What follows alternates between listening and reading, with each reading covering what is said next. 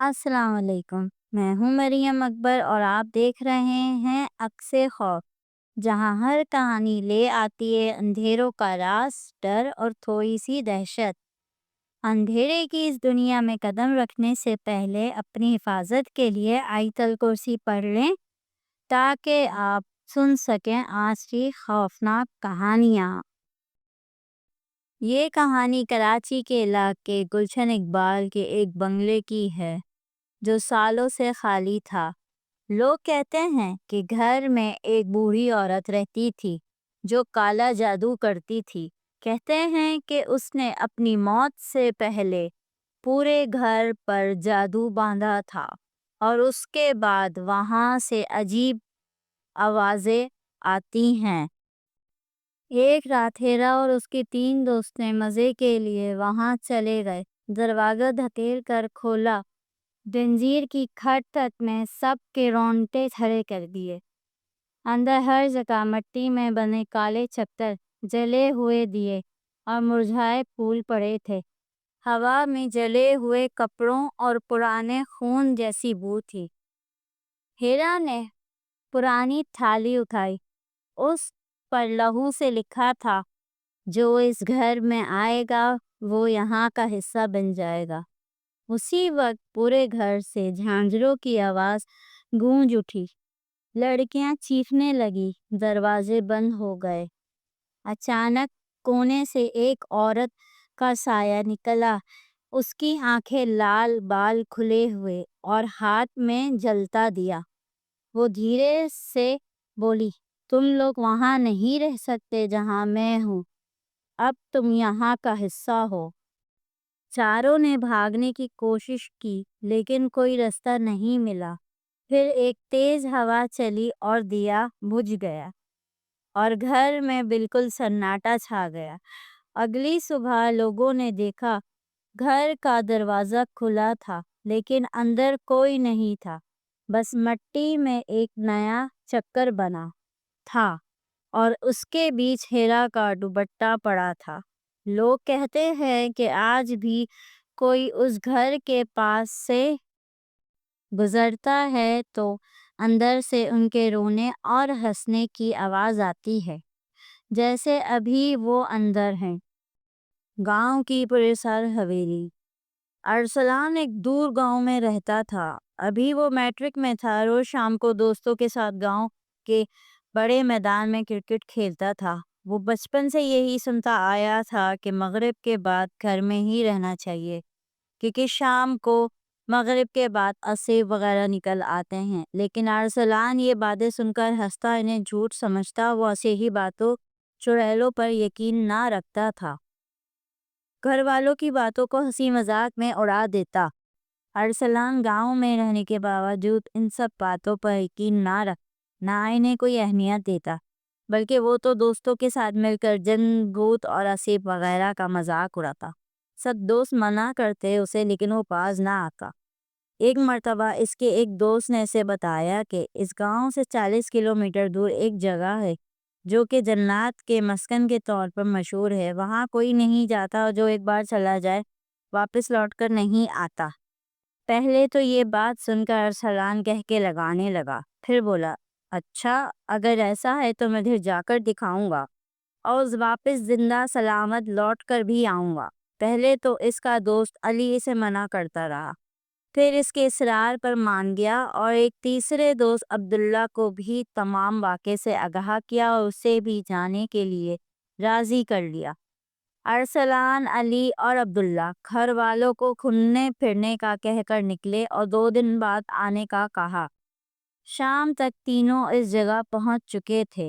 हर तरफ झाड़ियां उगी हुई थीं और सामने ही एक बहुत ही बोसीदा हवेली दिखाई दे रही थी। वो बहुत बड़ी हवेली थी, अपने वक्तों में बहुत खूबसूरत रही होगी, लेकिन अब बहुत खौफनाक मंजर पेश कर रही थी। शाम के साए फैल रहे थे। अब्दुल्ला और अली साथ साथ चल रहे थे। इनके चेहरों पर खौफ के असरात साफ नजर आ रहे थे। अरसलान इनकी हालत देखकर हंस रहा था, जबकि वो दोनों अभी भी उसे मना कर रहे थे, लेकिन वो ना माना। اندھیرا چار سو پھیل چکا تھا۔ علی اور عبداللہ کہنے لگے واپس چلتے ہیں ارسلان، لیکن ارسلان نے منع کر دیا۔ وہ اپنے ساتھ لائی ہوئی ٹارچ روشن کر چکے تھے۔ ہر طرف جھینگروں کی آوازیں آنا شروع ہو گئی تھی۔ ساتھ لمبے لمبے درخت اور جھاڑیاں ماحول کو خوفناک بنا رہی تھی۔ پھر ارسلان اندر جانے لگا اور دوستوں کو بھی ساتھ چلنے کو کہا، لیکن وہ نہ مانے۔ پھر ارسلان اکیلا اندر جانے کو تیار ہو گیا اور حویلی کی طرف قدم بڑھا لیے۔ عبداللہ اور علی نے ارسلان کو روکنے کی آخری ناکام کوشش کی، لیکن ارسلان اندر چلا گیا۔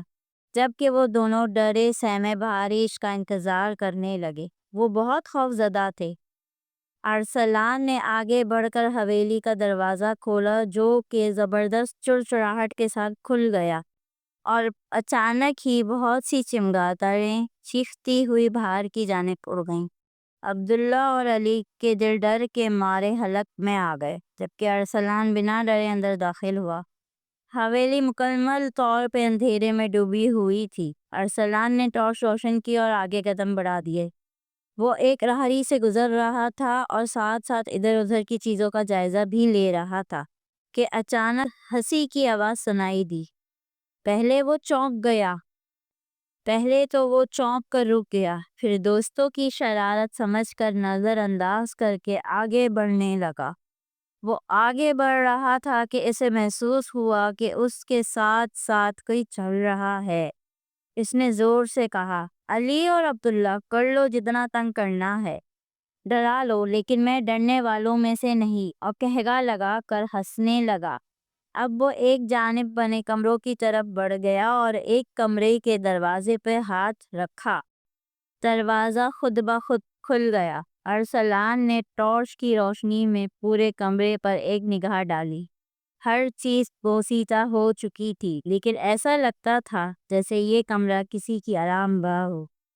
ارسلان ایک ایک چیز کو غور سے دیکھ رہا تھا کہ اچانک کسی کے چلنے کی آواز سنائی دی۔ ارسلان فوراً پیچھے مڑا، لیکن پیچھے کا منظر دیکھ کر اس کا اوپر کا سانس اوپر اور نیچے کا نیچے رہ گیا، کیونکہ منظر ہی کچھ ایسا تھا۔ کمرے کے اندر ہر طرف خوفناک شکل کے لوگ کھڑے تھے۔ ارسلان، جو کہ بہت بہادر تھا اور جن بھوتوں کو نہیں مانتا تھا، اتنی خوفناک شکلیں دیکھ کر آج وہ واقعی ڈر گیا۔ اسے سمجھ نہیں آ رہا تھا وہ کیا کرے۔ وہ یہاں سے بھاگ جانا چاہتا تھا، لیکن ایسا لگتا تھا کہ پاؤں وہیں جم چکے ہیں۔ کچھ بولنا چاہتا تھا، لیکن حلق سے آواز نہ نکل سکی۔ پھر وہ تمام خوفناک لوگ اس کی جانب بڑھنے لگے۔ ارسلان خوف کے مارے بے ہوش ہونے کے قریب تھا۔ اچانک ایک جانب سے روشنی کا ہالہ دکھائی دیا اور تمام بدروئیں چیختی ہوئی غائب ہو گئیں۔ اب روشنی کی جگہ ایک بزرگ کھڑے تھے۔ وہ ارسلان کو مخاطب کرتے ہوئے بولے، بیٹا، آج تو تمہاری جان بچ گئی، لیکن آئندہ خیال رکھنا۔ جس طرح انسانوں کا وجود اس دنیا میں ہے، اسی طرح اللہ تعالیٰ کی دوسری مخلوقات بھی اس دنیا میں اپنا وجود رکھتی ہیں، اور جنات وغیرہ بھی حقیقت میں موجود ہیں۔ اب آئندہ کبھی اس طرف مت آنا، اور جلدی جاؤ، باہر تمہارے دوست پریشان ہو رہے ہوں گے۔ ارسلان، جو کہ بچ جانے پہ خوش تھا، وہاں آج اسے جنات کے اور دوسری مخلوقات کے وجود پر یقین آ گیا۔ اس نے آئندہ ان کا مذاق اڑانے سے توبہ کر لی اور بزرگ کا شکریہ ادا کیا اور باہر کی جانب چل پڑا۔ جیسے ہی وہ باہر نکلا، علی اور عبداللہ نے فوراً اس کے قریب آئے، اسے زندہ سلامت واپس آنے پر گلے لگا لیا۔ سرجانی ٹاؤن فلیٹ کا سایہ۔ یہ کہانی سرجانی ٹاؤن کے کیریے فلیٹ کی ہے۔ بلاک ای کا فلیٹ، جو کافی سالوں سے خالی پڑا تھا، اچانک رینٹ پہ چڑھا دیا گیا۔ نئی فیملی خوشی خوشی شفٹ ہو گئی، لیکن پہلی رات ہی عجیب گزر گئی۔ رات کے 2 بجے ان کی چھوٹی بیٹی چیخ مار کر اٹھی۔ ماں کو اٹھایا، امی وہ دیکھیں، انکل میرے کمرے میں کھڑے ہیں۔ ماں نے لائٹس آن کی، کمرہ بالکل خالی تھا۔ انہوں نے سمجھا کہ بچی نے خواب دیکھا ہوگا۔ لیکن اگلے دن بیٹی کا حال اور عجیب ہو گیا۔ اس نے کہا انکل نے کہا ہے کہ مجھے اپنے ساتھ لے جائیں گے۔ اس رات پورا گھر اندھیرا ہو گیا، بجلی چلی گئی۔ گھر کے ہال سے ایک آدمی کی آواز آئی، میں واپس آ گیا ہوں، یہ میرا فلیٹ ہے۔ فیملی نے توڑ توڑ کے دروازے کھولے اور نیچے بھاگ گئے۔ لیکن جب نیچے کے گارڈ کے ساتھ واپس آئے تو فلیٹ کا دروازہ بند تھا اور اندر سے ٹی وی چلنے کی آواز آ رہی تھی۔ وہ فلیٹ آج تک بند ہے اور لوگ کہتے ہیں کہ رات کو اس کی بالکونی پر ایک سفید سایہ کھڑا دکھتا ہے جو دھیرے دھیرے لوگوں کو دیکھ کر مسکراتا ہے۔ یہ تھی آج کی کہانیاں۔ اگر آپ کو یہ کہانیاں پسند آئی ہیں تو ویڈیو کو لائک کریں، چینل کو سبسکرائب کریں اور بیل آئیکن ضرور دبائیں تاکہ اگلی بار جب اندھیرا پھر سے دستک دے تو آپ تیار ہوں۔ عکس خوف کے ساتھ اگلے ڈر کے لیے خدا حافظ۔